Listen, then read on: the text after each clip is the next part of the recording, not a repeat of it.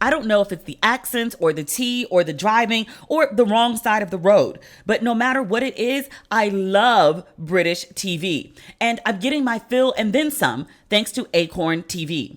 Acorn TV is the largest commercial-free British streaming service that features compelling stories, exclusive premieres, and originals you won't find anywhere else.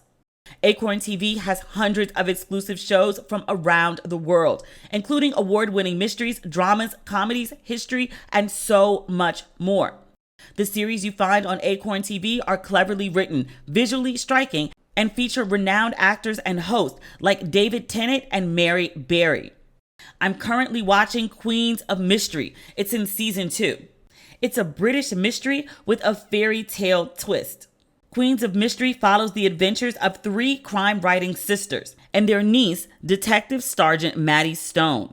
Under their knowledge of crime, both real-world and fictional, they solve murders in the picturesque English region of Wildermarsh. But no matter how many cases they are able to crack, the unsolved mystery that haunts all the characters is Maddie's mother's disappearance 25 years ago. The Los Angeles Times calls it a surefire crowd pleaser and parade, saucy, new, and wickedly offbeat. I call it just good TV. I can't stop watching. With Acorn TV, I always get my British fix, and you can too. Try Acorn TV free for 30 days by going to acorn.tv and using my promo code RATCHET. But you have to enter the code in all lowercase letters. That's ACORN.TV, promo code RATCHET, to get your first 30 days for free. Acorn.TV, code RATCHET. Think you have to sacrifice style for comfort? No way. It's 2022. Women deserve better than that. Betabrand has the comfortable pants women need without sacrificing style, polish, or personality. Betabrand's dress pant yoga pants are designed with the fit and flexibility of yoga pants, but they look like polished dress pants. They're soft, comfy, perfectly stretchy, and stay wrinkle-free. Choose from dozens of colors, patterns, cuts, and styles like bootcut, joggers, cropped, skinny, and more. And they have fun, limited-time prints, but they sell out fast, so don't wait. I have the bootcut classic in multiple colors. I've got a black, I've got a khaki, I've got a charcoal. I love these pants. Women love dress pant yoga pants because they fit so well. Whether you're sitting at a desk for 8 hours, bending and moving all day, or running all over town, there's no digging, pulling, or squeezing. They move with you, so you look good and feel great all day. And if you think all this sounds good, here's more to get excited about. Pockets, machine washable, yoga denim. That's right, looks like denim, feels like heavenly comfort. Right now, get 30% off your Betabrand order when you go to betabrand.com/ratchet. That's betabrand.com/ratchet for 30% off your order for a limited time. Make sure to use our special URL because it supports our show. Find out why women are buying 5 different pairs of these pants.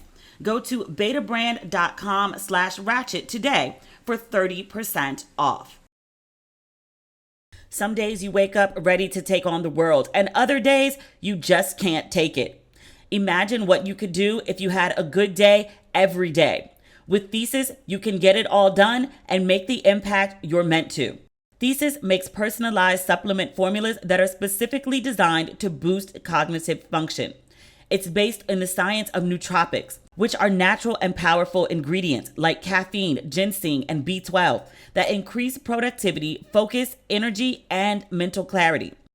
Feel energized without the crash. Cut through brain fog to think clearly, or get a little help with motivation to find your flow. Take their 3-minute online quiz, and Thesis will recommend high-quality nootropic formulas that are unique to you and your goals. Over 60,000 entrepreneurs, lawyers, engineers, busy professionals, and parents have used Thesis to get better results at work and home. Just imagine what you could do with Thesis. That means I could finish reading a book and also finish writing one. Right now, Thesis is offering our listeners 10% off your first starter kit when you visit takethesis.com/ratchet.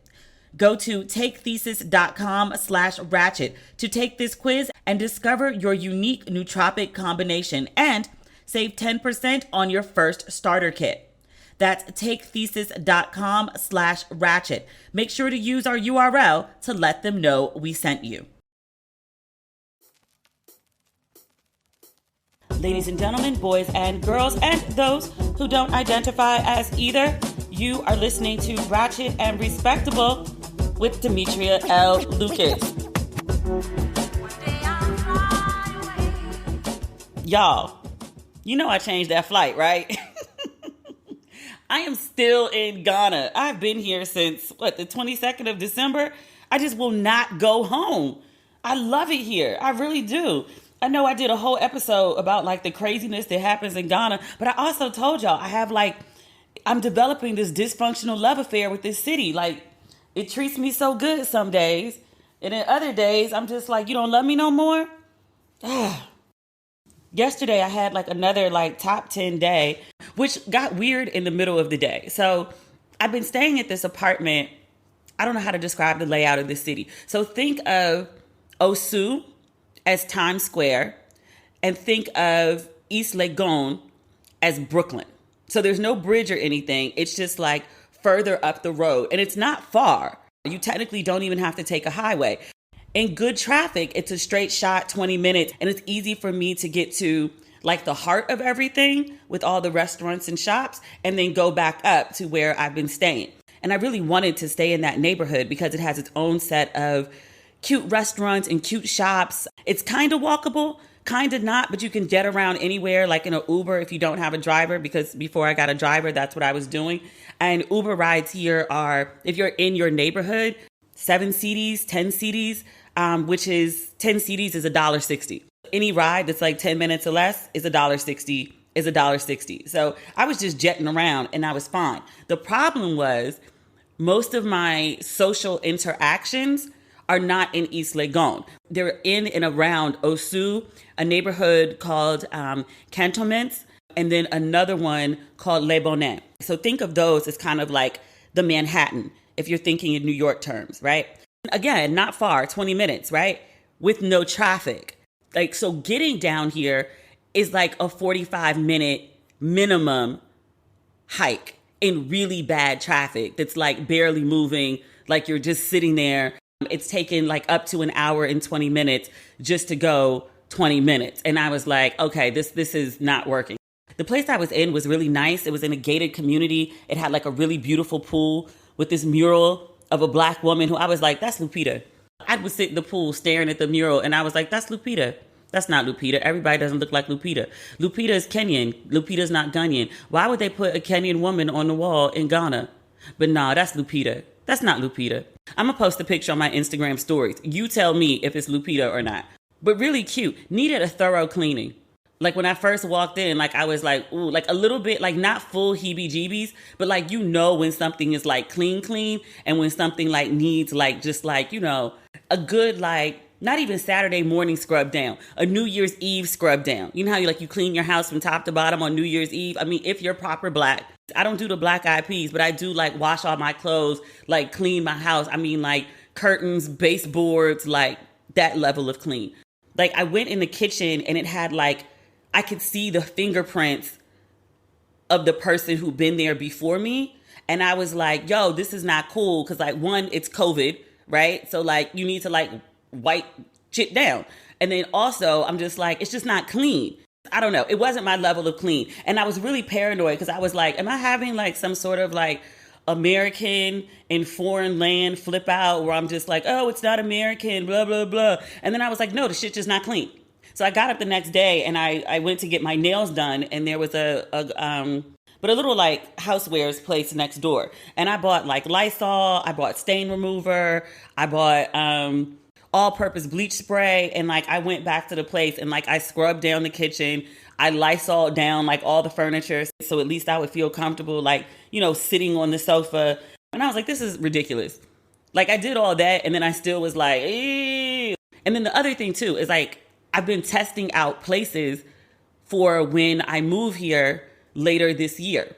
So it was really important to me to before I pay 6 months or a year in advance. I wanted to make sure that I actually liked the place. I actually liked the area. And it was livable, I felt comfortable in the space. So was there for a week, and I was really excited about that place when I saw it online. And it just wasn't it. And I tried to make it, and it just wasn't happening. And I was like, I can't live like this. So changed my flight, and I'm also having an amazing time, that part. So I changed my flight, and I moved to a new apartment. And I pulled up to the building. It's in a perfect area. It's very central to everything. It's right down the street from my first date with British Bay. And I remember driving, and I was like, oh, it's really close to everything. So literally when I went on my morning walk this morning, I walked less than 5 minutes, and then the place was right there. And I was like, oh, I'm really, really central. This new place, it's also a 2-bedroom. This one only has 2 baths. The last one had 3. But I walked in, and I immediately was like, yes. And funny enough, when I was setting up the laptop, this place doesn't have a formal desk. The other place did. It has a kitchen counter. And so I was setting up in the kitchen, and so I can see the hallway and the bedrooms and, the layout of the living room from a different perspective. And I was like, why do I love this place so much? Because I was sitting here and I was like, I feel perfectly at home. The last place, I didn't hang my stuff up in the closet. I didn't do it at the hotel before that. Or the hotel before that, or the hotel before that. This is the first place I've stayed. And since I've been here, I've been living out of my suitcase, just, tossing stuff around. I took my shoes out and my toiletries and stuff, but I didn't make myself at home. But I'm only going to be in this place for 4 days. I unpacked my entire suitcase. I hung up everything in the closet. I arranged my shoes and my purses and my jewelry, just completely comfortable. And I was like, why do I love this place so much? So I'm sitting here at the counter, and I was looking at the perspective, and I was like, oh, because everything's black, gray, white, and beige. It's home. Every house I've lived in, not the first one, not the first 2 years I was in Brooklyn. And I wasn't really comfortable in that apartment either. It was a starter apartment. It was cheap. I could afford it.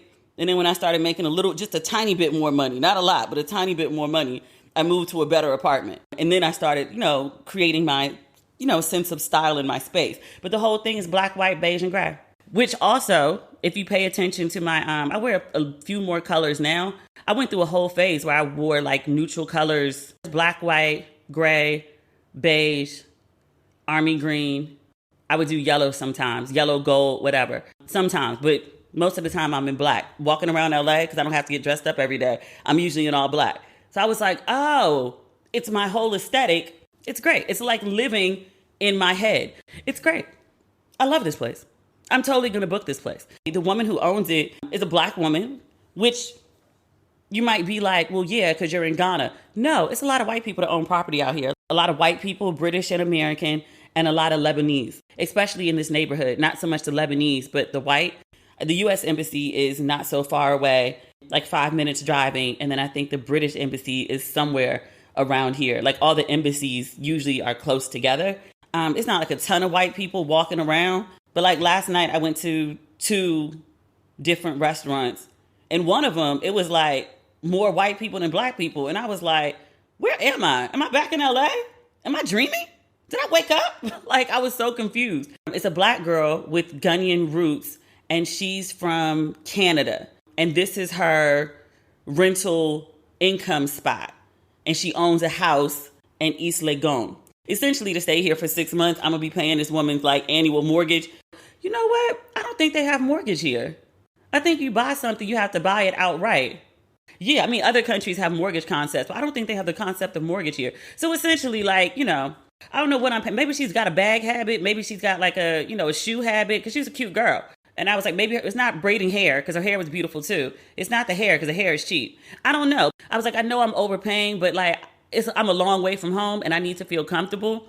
And going out into the world, experiencing new cultures and all the, adversity and frustration and learning curves and all of that. That's what I signed up for when I leave my house. But in the house, I need to feel comfortably American. So I'm funding whatever habit that she has. Maybe she has a travel habit. Maybe I'm funding her travel, which I'm fine with. Live, black girl, live. Because I'm trying to. So yesterday, that was the whole point of this. So yesterday I moved from one apartment that was okay to an apartment that is just magical, mystical, wonderful, great. I'm really, really happy here. And I was supposed to go to a film premiere. There's a documentary that just came out, When Women Speak. If you do hashtag when women speak on Instagram or Twitter, it'll come up. But it's a documentary about feminism, organizing and feminism, equality. And they interview like some huge, well-known feminists from the continent. And I watched the trailer and the women weren't identified in the trailer. And I felt so damn ignorant because I was like, I don't know who these women are. But I could tell from the people who were commenting about the women in the trailer that they're like really big deal kind of women. And, you know, my whole experience in Ghana for like the last 30 days has been one of great humility. Because, you know, like I have this podcast and I've been a blogger and a writer and an author and like public speaker and like CNN and MSNBC and Good Morning America. And I'm considered someone who is in the States very tapped in to the culture, maybe sometimes considered a couple steps ahead where people are, you know, looking to me to be like, you know, what are people doing, thinking, talking about, like, you know, what should we be interested in? What's next? And when I come here, I'm just clueless. Like, I don't know shit. And so trying to know shit, trying to figure out shit, is just one of like constant exploration.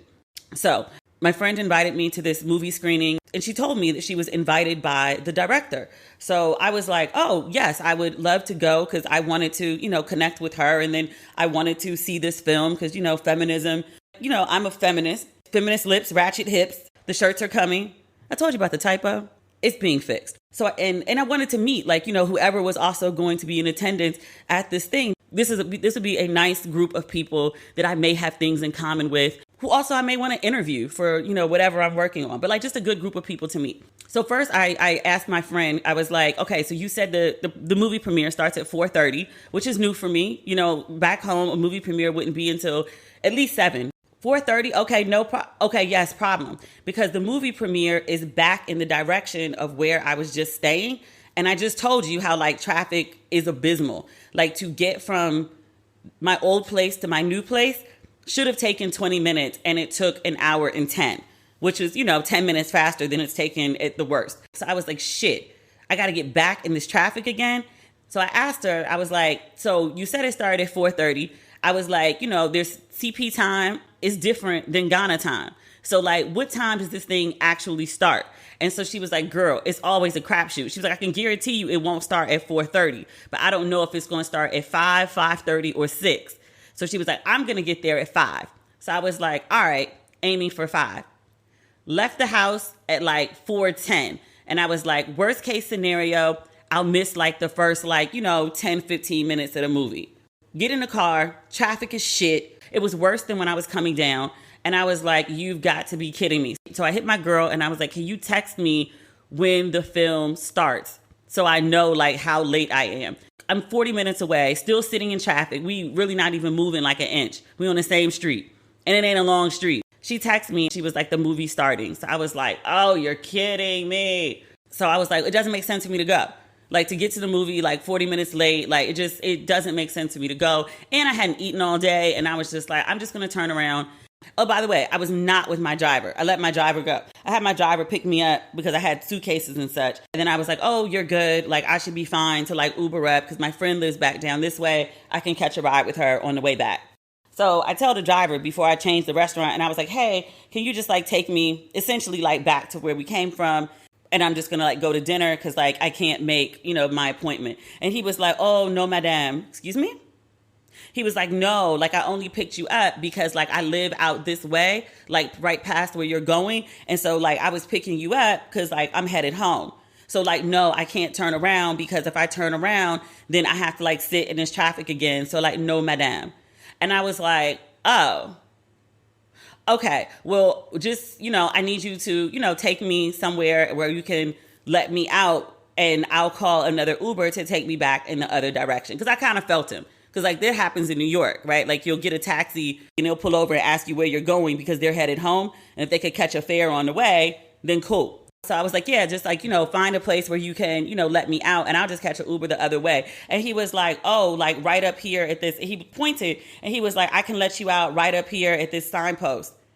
He meant like a billboard on the side of the road. And I was like, the signpost? Like, no, you're not going to let me out on the side of the road. Like, you have to take me to like a restaurant, a mall, like somewhere I'm safe and can like get another cab. Like not at the fucking signpost. What? The funny thing is right before it happened, I was like, I haven't had any stresses today. Like today has gone so swimmingly well. And I was like, that never happens in Ghana. Like there's always a left to be had. Always a left to be had. I was like, no. Like what else is nearby? And he was like, oh, Marina Mall. And he was like, there's restaurants and blah, blah, blah. That's an ordeal that's not worth saying. He dropped me off at the mall.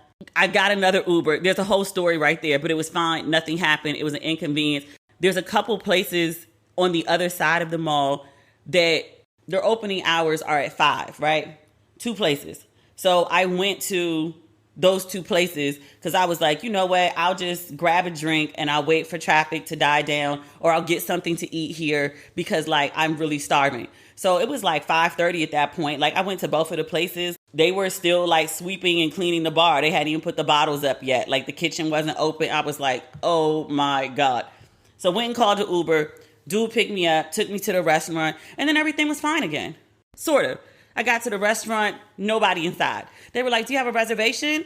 And I was like, I don't. But I'm seeing like all these empty tables. So I'm like, okay, he'll just like, you know, he's not going to cross me off the list. He was just checking. He's going to take me back. And he was like, one moment, he had to go get somebody and they had to have like a whole conferring conversation. And then he came back and was like, okay, do you want to sit inside or outside?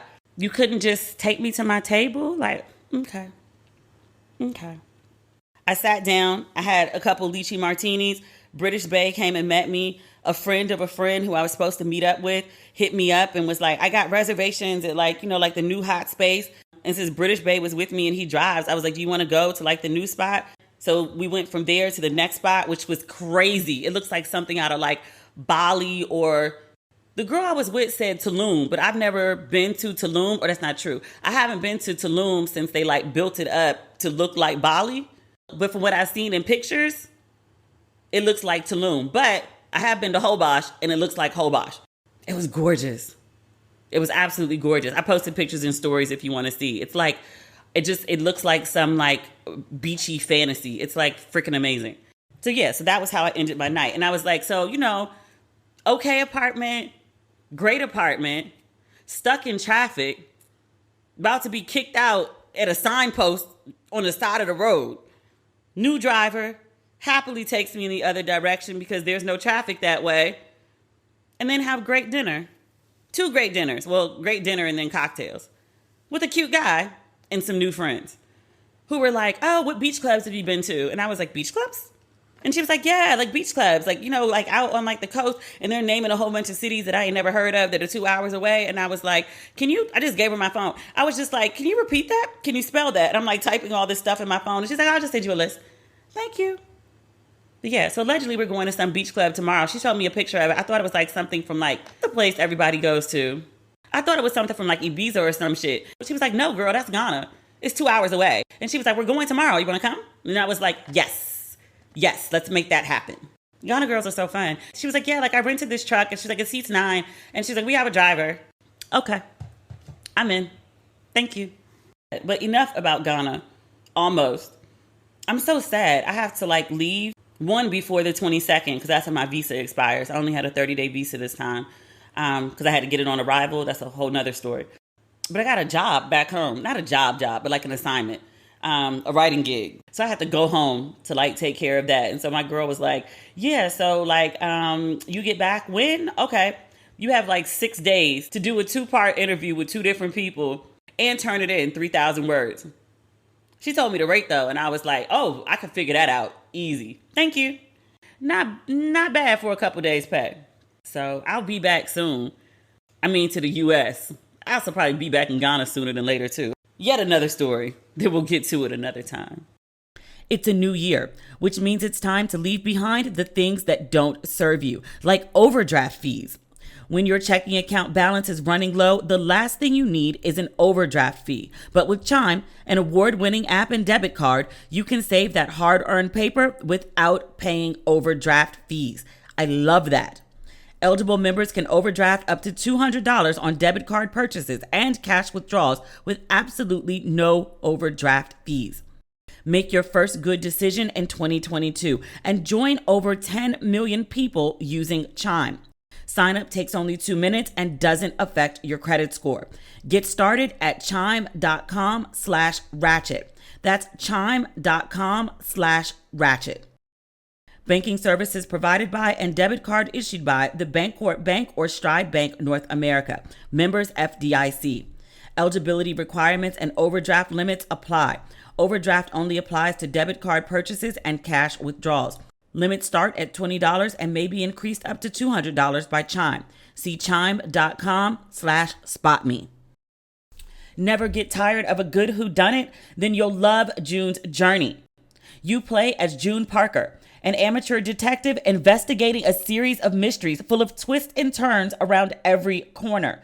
You'll put your power of observation to the test, sharpen your sleuthing skills, and relish the thrill of solving the case. June's Journey is full of hidden clues, immersive scenes with danger and romance in full force. Whether you're craving a good mystery or just need to get away for a while, June's Journey is the perfect game for you and apparently 30 million fans. Sit back, relax, and let your inner Sherlock escape to the glamorous roaring 20s. You'll search for hidden clues to solve mystery after mystery across thousands of vivid scenes. And with new chapters every week, there's always a new case waiting to be cracked. Whenever I can find some downtime, I love playing June's Journey. I get so caught up in this game looking for hidden objects, and I love how it makes me think. Ready to awaken your inner detective? Download June's Journey free today on the Apple App Store or Google Play. Much news to talk about this week. Before I tape, I always do like a last minute scan to see like what people are talking about. I saw something. I thought it was some hot tea.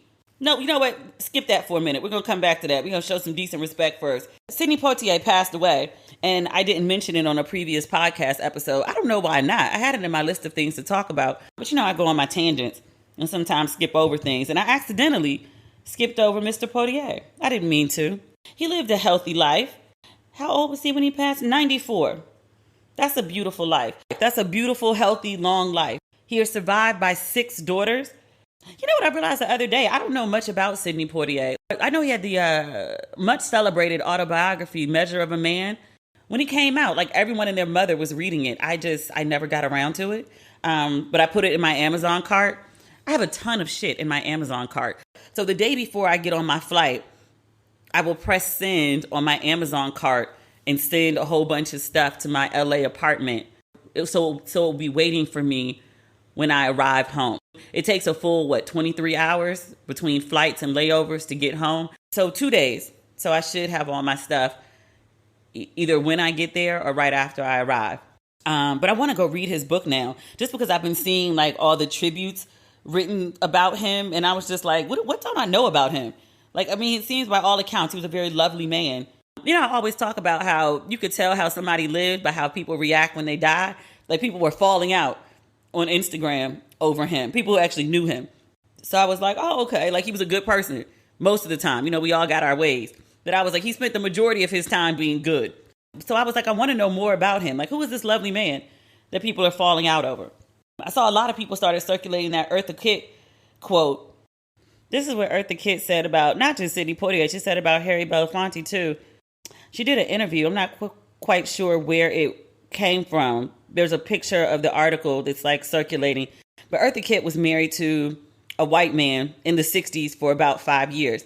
And so the interviewer asked her, do you think you faced a lot of resentment just because you were married to a white man?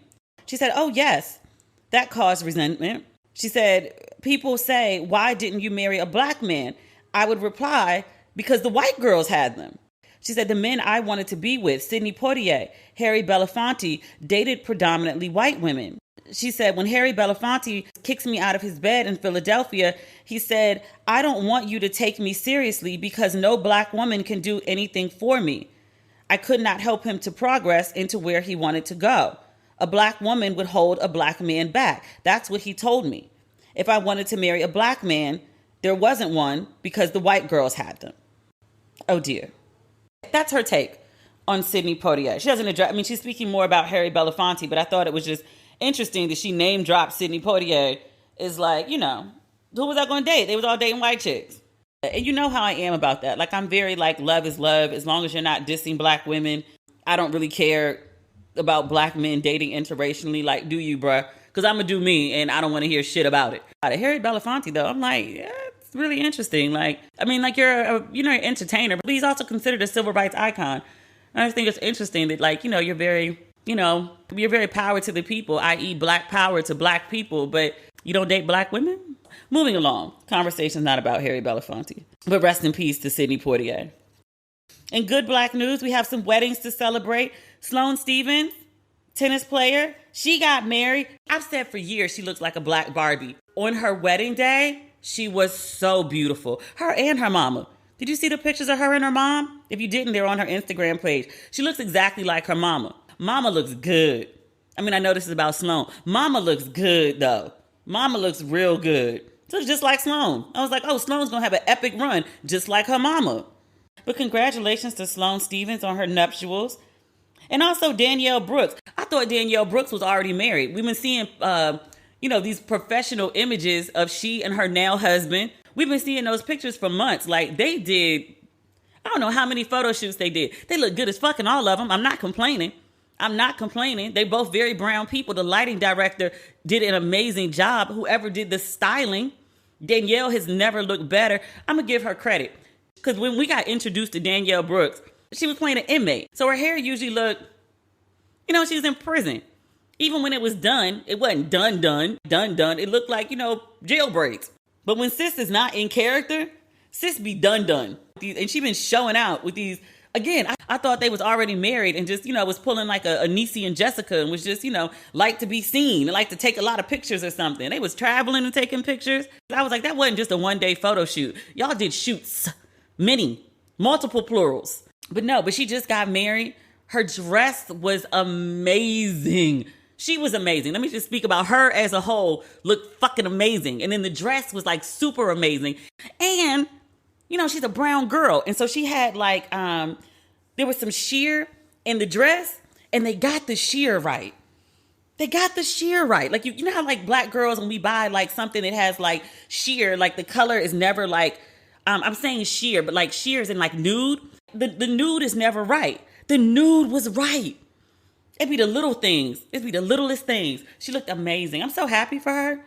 And let me just also say this too. Folks needed to see, for her and Sloane, folks really needed to see some brown girls get married. They really did. Like, I know, like, they just went and got married and, they're not thinking about image and what it projects for the culture and all of those things. Like, they just, had a boo and they was in love with the boo and the boo was in love with them. And so they decided, let's go walk down this aisle and, build a legacy together. Great. But their images are bigger than what they are. I don't know if they know that, but their images are bigger than what they are. Just seeing two like brown girls, Danielle especially, because she's like a plush girl.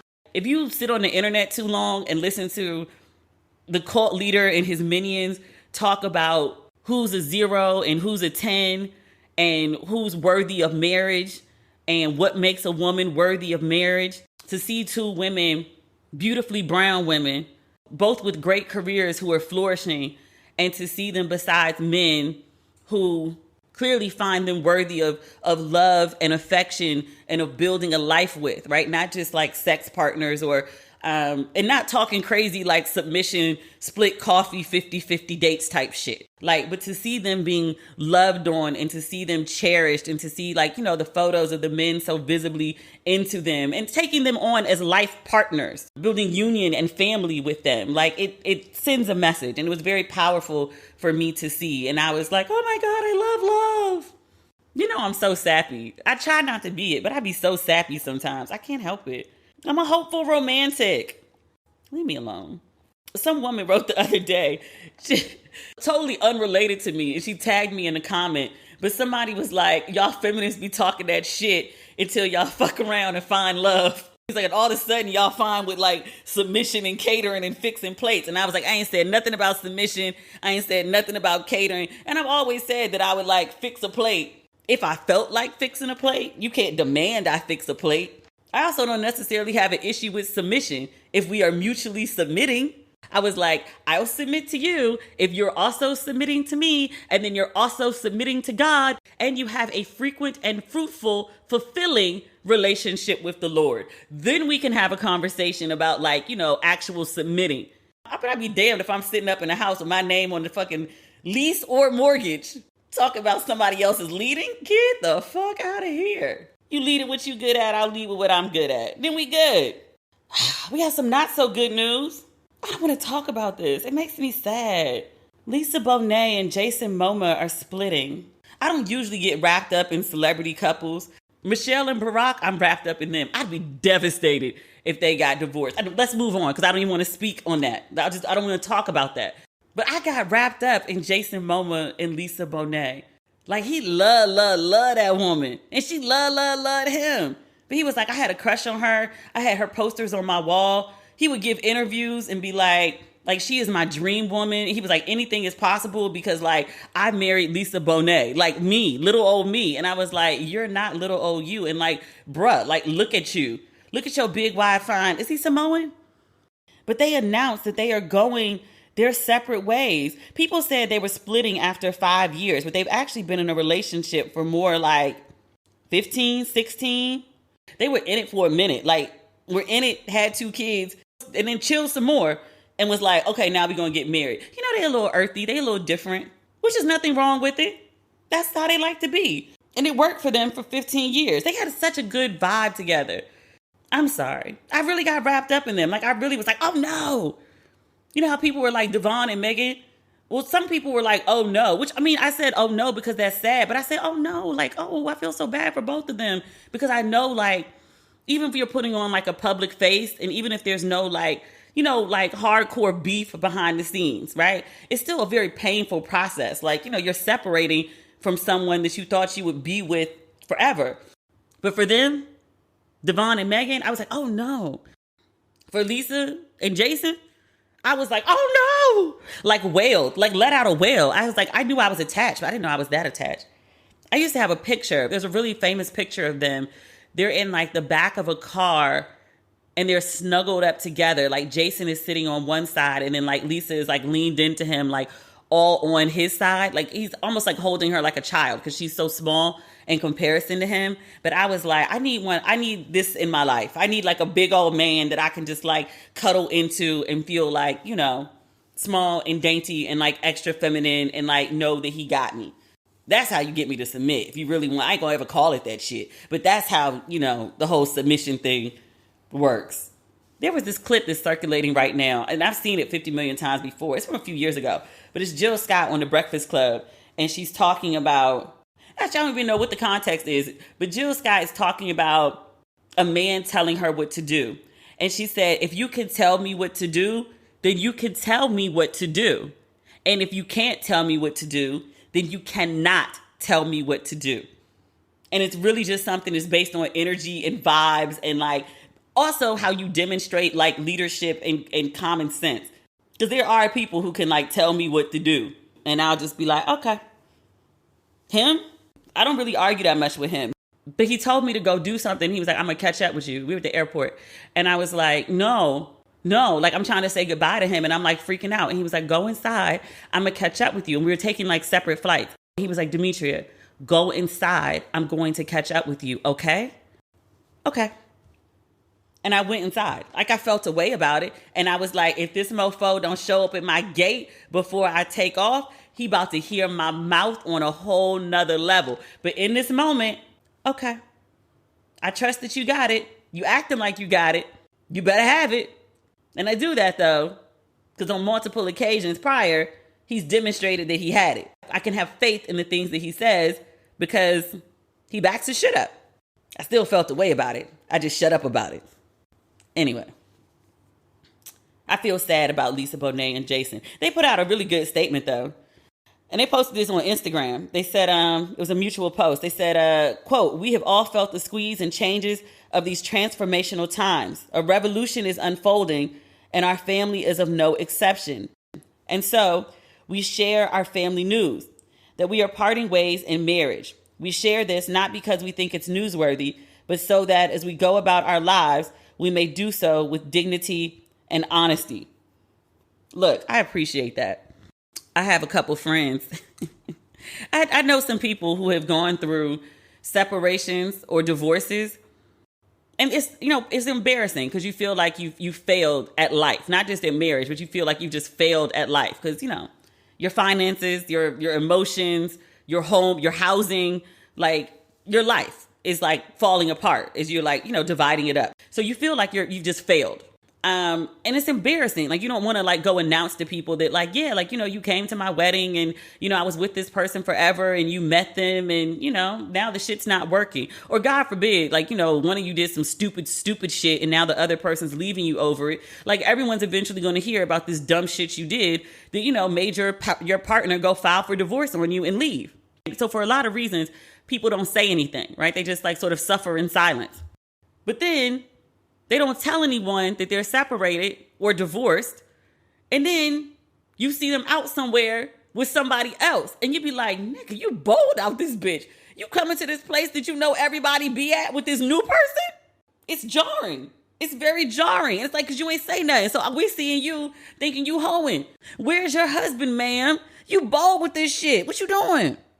And so the friend will hit you later and be like, oh, me and so-and-so on the rocks. Like I moved out a couple months ago or, she filed for divorce or whatever. And so, we just waiting on papers now. Like, shit been rocky for a minute. You better say something, bruh. I'm thinking you out here being a whole whore. You just out here living because you ain't want to tell people about your life. So I appreciate they were like, look, so we can move on with dignity. So it won't be no stories. Remember that happened with Lawrence Fishburne and his wife? They had got separated. They was going through some shit. Had nobody seen them together in forever and a day. She got caught somewhere kissing on some man in public. I want to say it ended up on page 6. And they were like, ooh, caught cheating. And then they had to release a statement, something like, we've been separated for like over a year. Like we've gone our separate ways. Ain't nobody acting inappropriate. Everybody knows what it is. We just didn't make a public announcement. Y'all asses better say something. It's different when you be like, oh, okay, folks is separated and divorced, they moving on. Okay, that's fine. Do that. It's good for you. Come on. Announce. Tell people your shit ain't work. It's okay. It's happened to a lot of us. It gets better. It's all right. Life happens. Just tell somebody something. Shit. Lisa and Jason went on in their statement. They said, quote, the love between us carries on, evolving in ways it wishes to be known and lived. We free each other to be who we are learning to become. Our devotion unwavering to this sacred life and our children, teaching our children what's possible. They said, and they signed off, living the prayer, may love prevail. Jason and Lisa. J&L is what they wrote for Jason and Lisa. That's a beautiful ass statement. Get grown people acting grown, at least in public. If y'all got some issues, because clearly they do, they're getting divorced. That's how it needs to be handled. It's not our business. We don't need to know. It was a good run. I wish both of them the best. May they find the happiness that they seek. And they will. Because Lisa was married to Jason. And before him, she was married to Lenny. Which I was like, sis, who is next? How do you top that? We thought she couldn't top Lenny, though. And then she went and got Jason. I'm looking to see who she got next. Because sis is like batting a million with the pickings. Like, Jesus. But Jason and Lenny were like the best of friends. They would all hang out together. Lenny be posting pictures of Jason, wishing him a happy birthday, calling him brother. I was like, they loved each other. I felt like there was 3 people in love in that marriage, but not like in a fucked up way, but like in a healthy, like happy, we grown, everybody moved on, kind of way. Man, Jason ain't gonna go nowhere. I was watching, what's the Godfather of, what's it called? The Black Godfather? Yeah, the Black Godfather, the documentary series on Netflix. It's about Clarence Avant. You know what? I'm mixing up documentaries because in his documentary, Quincy Jones was in the documentary. But there was something that came up in that documentary, but it's not this. I'm mixing them up. I'm thinking of Quincy Jones' advice to Will Smith. So when Will Smith was getting a divorce from his first wife, they weren't married that long, but they had a child together and he made a shit ton of money while he was married to her. So marital property, they lived in California. So half, essentially. So half. And he called Quincy Jones and was like, what do I do? What do I do? Like, she's trying to take half. And Quincy was like, give her fucking half. Like, give her fucking half. You're going to remake that like the next year. You fighting over money that you're not going to even miss. give her half so she can go on her way and you can go on yours without a long out divorce battle, and then go remake the money next year. And he was like, either way, he was like, you're going to see this woman every Christmas for the rest of your life because you got a kid together. And then Will went on to say, and he was like, yeah, so like, that happened when I want to say his son was like 3. And he was like, yeah, I've spent every Christmas with her in some capacity for like, all them years later. So I think with Lisa and Jason, like, they going to go their separate ways. But just how Lenny ain't never really go nowhere. Lenny was always there because of Zoe. And he became best friends with like Jason. Jason ain't going nowhere. He gonna be best friend. He gonna have to be best friends with the new dude. Him and Lenny gonna have to be best friends with the new dude because that's how they like to roll, which is healthy, which is very healthy. So, I don't like to hear of divorce just because I know people are going through so much, even if it's like, the best thing in the long run, but just in the moment, it's just so terrible. What else is on our list? Do we have anything happier to talk about? Not really. What I don't love is all the toxic ingredients in most dental care products. They're not good for my health or my teeth. I want the best for my oral health. Products made with natural ingredients that help my smile, not harm it. That's why I love Lumineux. Lumineux makes toothpaste, mouthwash, and whitening products that actually help your oral health instead of hurting it. They use purposeful and uncompromising ingredients like sea salt, aloe, and coconut oils to clean and brighten your smile. Plus, everything they make is certified non-toxic. You won't find harsh bleaches, artificial dyes, or alcohol in any of Lumineux's products. Everything they make is dentist formulated, backed by over 50 studies, and proven to protect the good bacteria in your smile, also known as the microbiome. Lumino whitening strips are super effective and perfect for sensitive teeth, like mine. It only takes 30 minutes to apply, and you'll see the results in 7 days, making for incredible before and after pics. Now, what I love most about Lumino is my teeth are so sensitive, and using Lumino products never hurts. I love how my smile feels and looks, and I know you'll love Lumino as much as I do too. Get 15% off your first order today by going to luminohealth.com/ratchet. That's LUMINEUXHEALTH.com/ratchet to save 15%. luminohealth.com/ratchet. Whew, my business made it through the holiday rush, but now is not the time to start slacking. There's another drop coming.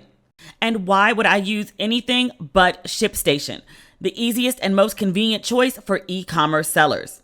I can import orders from any sales channel, ship using any carrier with deeply discounted rates, and automate just about any shipping task. I've used ShipStation since the very beginning of my business. I don't want to use anything else. I have no complaints.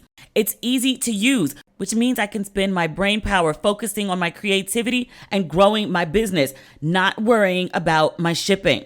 With ShipStation, you save money. Your small business can access the same discounted rates usually reserved for Fortune 500 companies, but without the contracts or the commitment.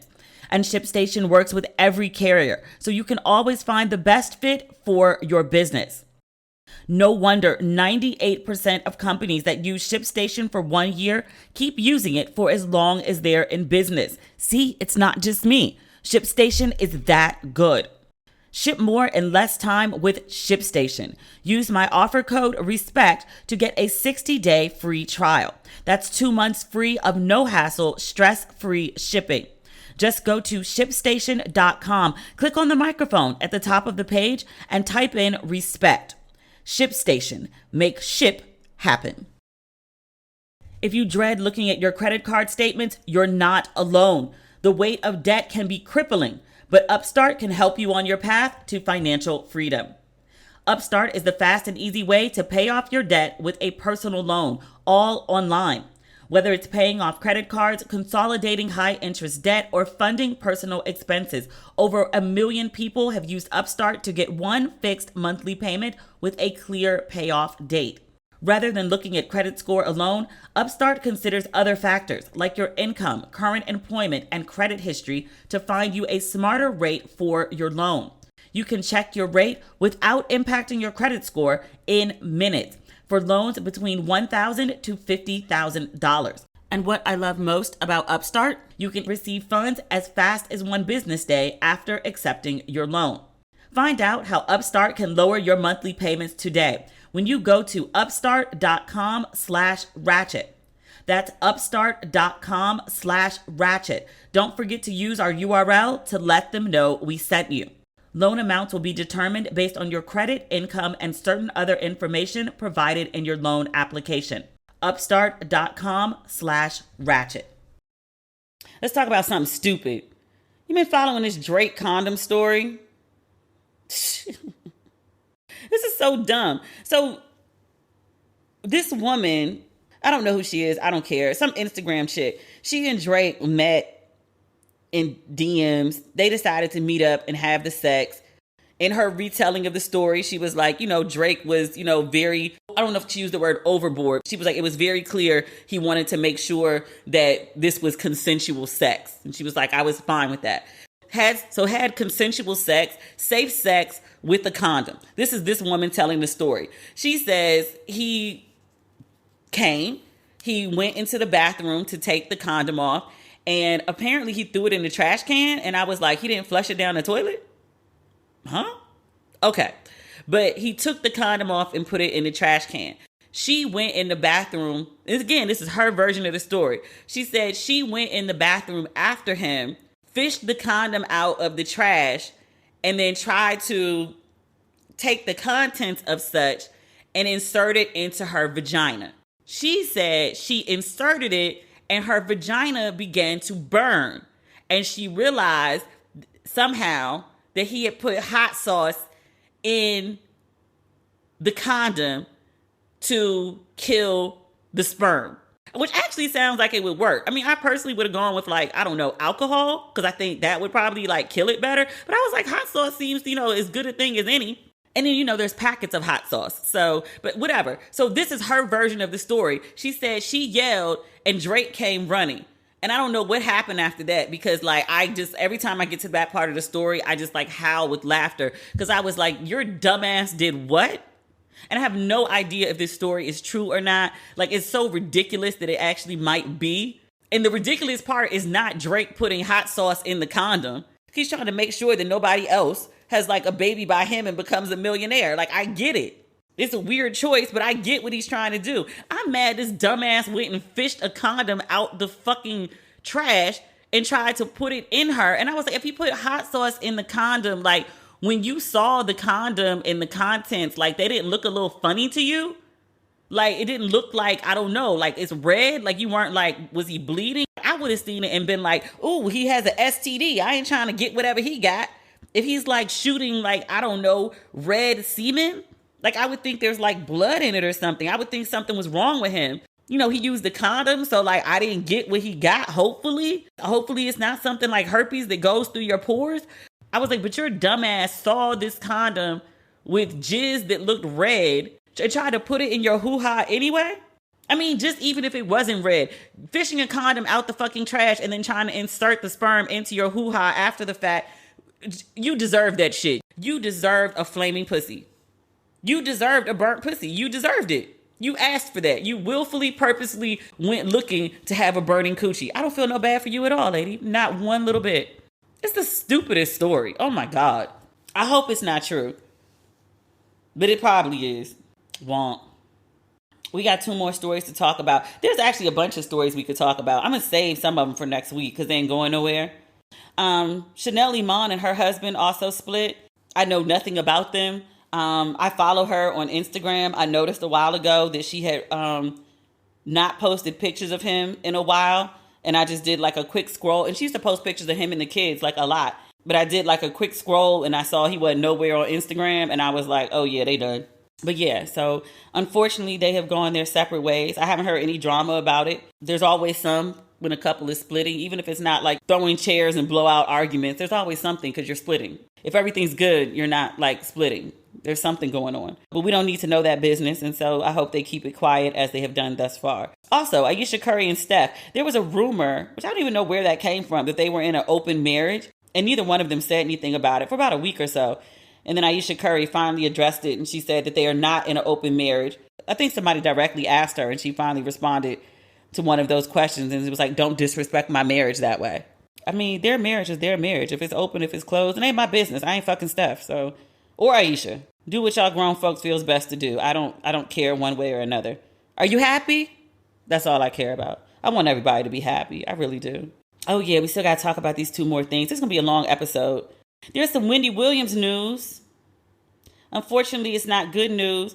I don't know what Wendy did to the people over at the Sun, because they stay on her ass. I believe it was the Sun. Was it the Sun or the Daily Mail? Maybe Wendy's done something to the British.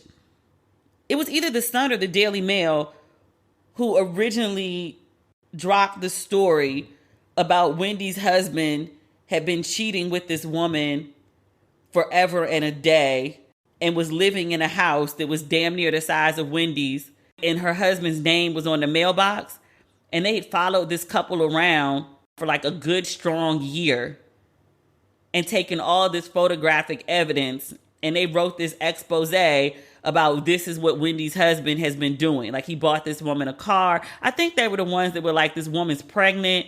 Like, it was bad. And that's when Wendy started to unravel. Which, you know what? Would you not do the same in the same circumstance? I mean, I unraveled for much less. I just handled mine slightly different. When shit got really bad before I left, I'd stop drinking. But if I was still drinking at the time, oh my God. And even sober, I told y'all like how bad it was. Like, I was pulling over on the side of the road crying, barely avoided a meltdown on local TV in DC. Like, oh God.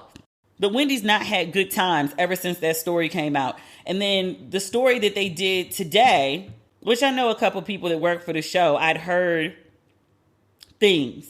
I'd heard a version of this story. But this is the story that the Sun released yesterday. They say, and I'm just going to read it to you. They say, quote, in the early months of the pandemic, Wendy brought the Wendy Williams show tapings and her audience inside her New York City penthouse in an effort to keep her daily program on the air. They note that Wendy's fans quickly became concerned because she was acting erratic on screen. They said she frequently appeared on TV dressed only in a robe, and on more than one occasion, she began a segment sobbing uncontrollably. They said in May 2020, the host hit a particularly rough spot with her addiction issues. Wendy experienced a disturbing incident with a handful of people present as she was working from home. According to sources, this is coming from the Sun once again, Wendy's manager was summoned to her penthouse apartment after she appeared unwell during a Zoom show taping earlier in the week. Her manager and a small group of confidants arrived to the host home to lend support to the struggling talk show queen. According to multiple sources, Wendy stripped naked in her room and was touching herself in a sexual manner while shouting vulgar comments.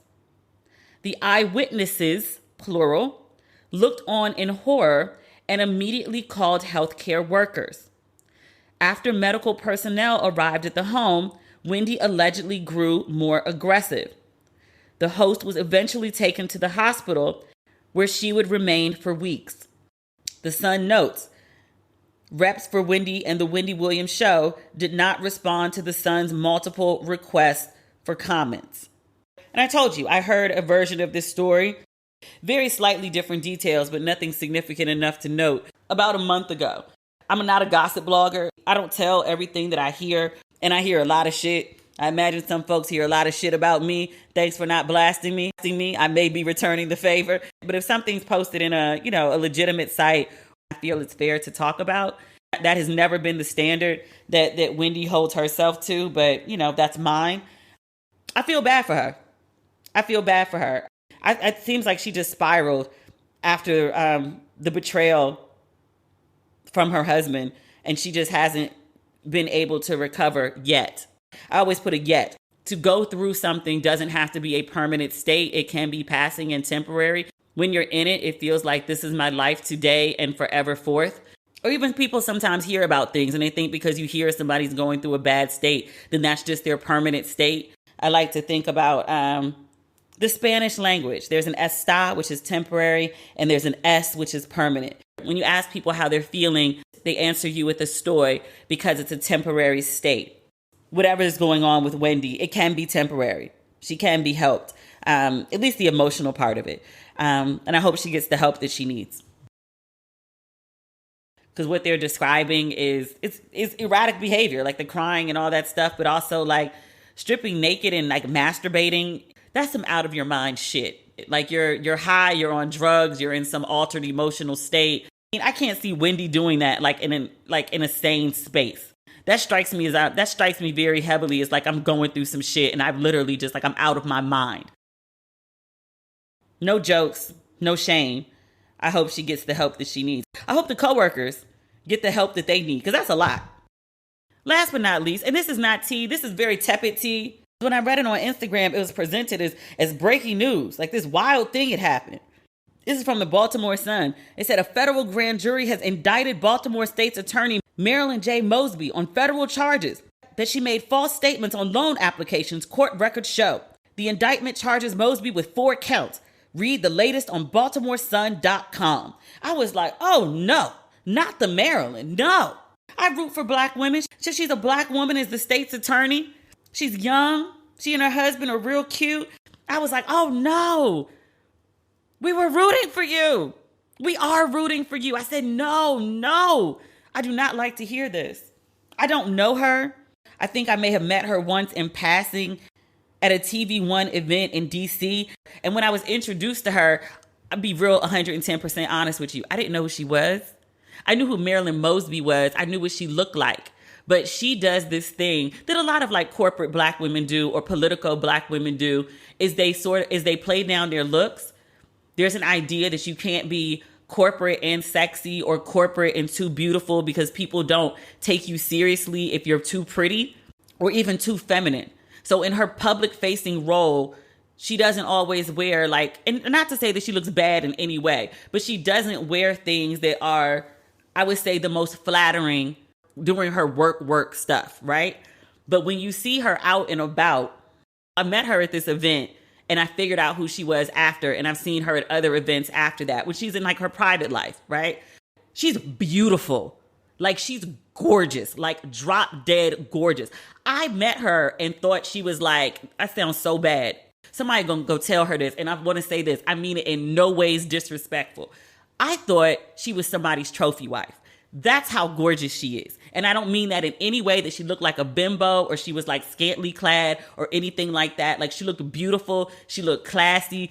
Hair done, nails done, dress was gorgeous, body was popping. Like she looked beautiful. And I was like, oh, like who is this woman? Like she's gorgeous. Like I was like, and she looked like a woman of leisure, a relaxed woman who was well taken care of. And I was like, who is this woman? And how can I be about this life?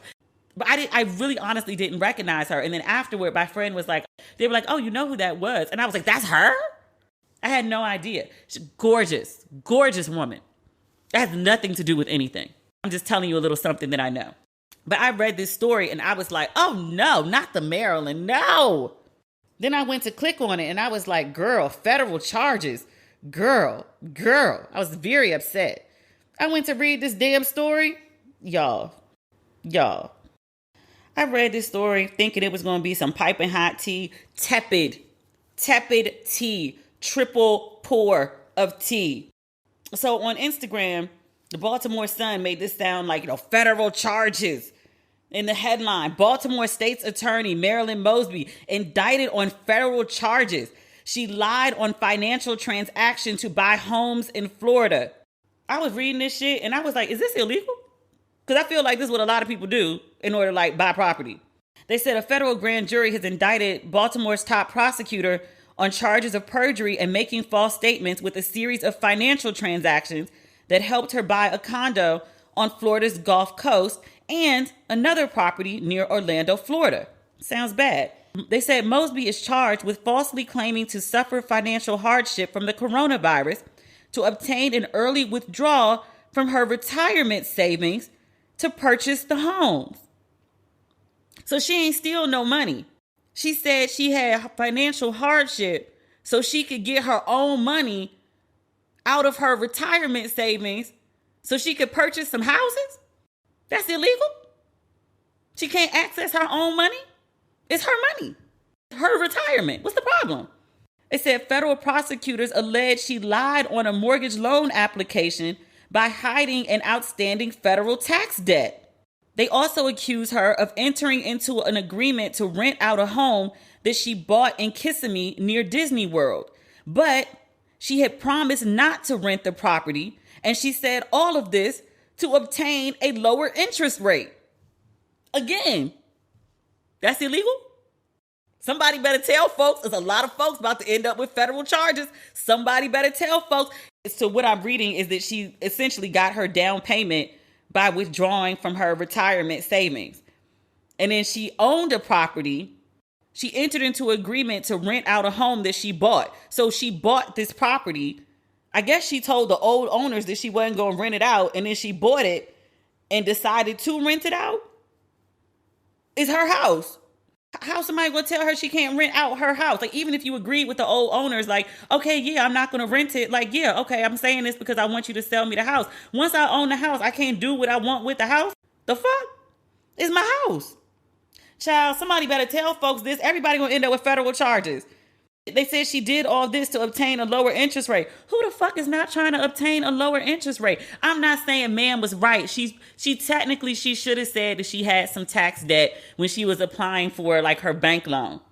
She should have done that. You know, most people not going to do that, right? Do the feds know that they need to go indict like half the homeowners in America? This is some bullshit. Because I was thinking we was going to read some story about like, you know, clearly this is not sexual harassment, but I thought we were going to have like some Cuomo-esque type charges where you done gone and did like some real dirt. And now folks is coming after your ass and you be like, yes, it's clearly it's a political hit, but you did the shit.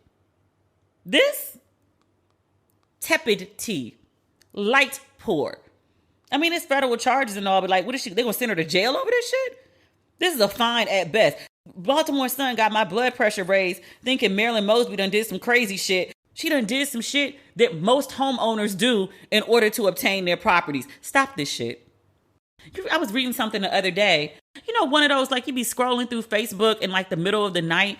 And because I've been looking at like purchasing properties, I'm like all over the place. I'm like, okay, so I'm going to move to Ghana. And then when I get back from Ghana, like in a year, then I'm going to like buy this property. And I'm either going to like, I don't know, buy a loft in LA or like an apartment in Tribeca or like this trophy house down the street from my parents. I don't know what I'm doing with my life.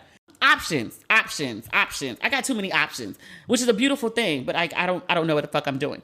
That said, I also looked into buying a place in Ghana. So, you know, like my cookies are tracking all this stuff. And so stuff that's associated with real estate pops up on my Facebook feed. And so one of those things was like a list of popular things that people do while purchasing a home that are technically illegal. So like one of them is like, it's very standard that when people buy property, certain people buy property, that they take a loan from their parents and use that as the down payment for their property. Technically, that's illegal, according to what I read. And I was like, really? So again, you need to go like indict half of homeowners, because most people, especially if you're buying your place like really young, especially now with like the price of housing, a lot of people just don't have it. So if you know someone who does, like your dad or your mom, that's who you ask for it. And if your parents have it and give it to you, then that's what you use for your down payment. Maybe you pay them back, maybe you don't. I don't know. That's how a lot of people get their down payments, especially a lot of people that I know. Or their house is just straight up in their parents' name and they're living in it. I don't know if that's illegal, but that's how a lot of my friends, people from like my neighborhood that I grew up with, that's how they got their first property. So I'm just like, this shit they describing, this is illegal? Okay, you didn't list your federal tax debt. I'm not saying that's the right thing to do. I'm certainly not saying that. But what is that, like a fine? Like, is the bank going to like take her mortgage back? Like, what is the result of this? This article bored me. I thought we was about to hear some real tea. And I was prepared, whatever it was, I was going to defend Marilyn because I was like, you know, unless it was some real crazy shit, I was going to defend her because I was like, it's a hard life for a black woman. You got to cut the corners that you got to cut to get ahead and blah, blah, blah. This isn't even worth defending. Get out of here with this shit. Give me some real tea. You're going to make these big breaking news announcements. You better give me some real tea. I was like, oh, girl, what happened? Tepid tea. No caffeine high. Triple pour. Not tasty. Not hot. Yeah. There's more to discuss, but we've discussed so much. We're going to have to save some things For next week, I'm going to tell you right now, next week's episode going to be late as shit because I'm traveling on Monday. It's a 23-hour flight. I may be able to record before I leave on Monday. I'm probably going to get my hair rebraided instead. I'm just telling y'all what it is so we can manage our expectations. Not everything. We'll talk about Trey Songz next week. Because how many people have accused him of rape at this point? That's a full conversation. I need to do a little bit more of my homework before we talk about that. Because those are serious charges. Now, that's like hot piping. Calling it tea when we're talking about assault is not right. But that's some shit that needs to be on the front page. How many people have accused you of rape? He denies it. I think that's important to say. But yeah. So we'll save that for next week. You know what I'm about to say. If you have not picked up your Ratchet and Respectable merchandise, please do so on demetriallucas.com. The pink is gone. I think there's still green t-shirts left, just with Ratchet and Respectable on them. I think most of the logo stuff is gone. There might be large logo shirts. People keep asking me for those. And I was like, can y'all check the website, please? I'm not trying to be funny. Just check the website. Because people just assume everything's sold out. And I'm like, everything's not sold out. I brought enough merch to last for the season. Check the website. Not everything, but we'll talk again next week. Have an awesome weekend. Wish me traveling mercies, because I got to get my ass back to the United States. And the far side of the United States, like the West Coast. And ain't no direct flight. Layover in Amsterdam. All right. Talk next week, y'all. Okay. Bye.